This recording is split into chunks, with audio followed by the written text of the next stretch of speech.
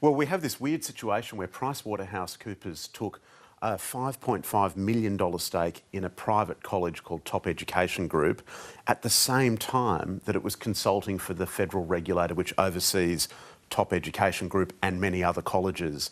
Not only did the firm take that interest in the company and take a seat on the board, but 8 senior partners also personally invested into the company, and it was doing a range of work for the regulator at the same time. It was doing, it was providing management advice. It was doing assessments of the way providers of contestability reviews is what they call it.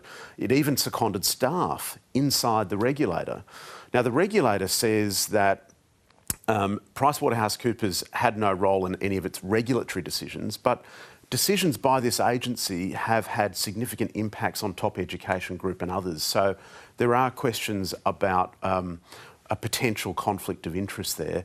TEXA, the federal regulator, Karina, says that it cannot find any documents in which PricewaterhouseCoopers ever declared its interest in the company. PricewaterhouseCoopers, on the other hand, insists that it did fulfil all of its disclosure obligations. Tell us a bit more about the personal investments made by PwC partners. Yeah, there were eight senior partners of the firm. About a year after the firm took an interest, they were invited also to buy shares, and combined they bought $2.5 million worth of these shares in the run-up to the company floating on the Hong Kong Securities Exchange. And there's no allegation about the conduct of any of these partners with respect to Top Education or TEXA. 2 of them were the most recent former chief executives of PricewaterhouseCoopers, including Tom Seymour, who sat on the board of Top Education Group and, of course, who has had to stand down in the midst of this current imbroglio over leaked Treasury information.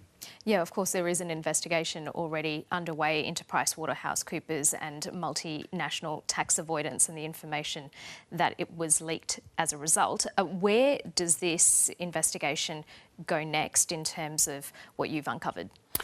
Well, the regulator is saying that they're kind of frantically searching through all of their PricewaterhouseCoopers documents to identify any kind of declaration of interest. They did point out to me that any kind of federal consulting contract like that automatically requires a disclosure. So they're hunting for that, and I'm sure there'll be further questions asked of PricewaterhouseCoopers. Linton Besser, thanks so much.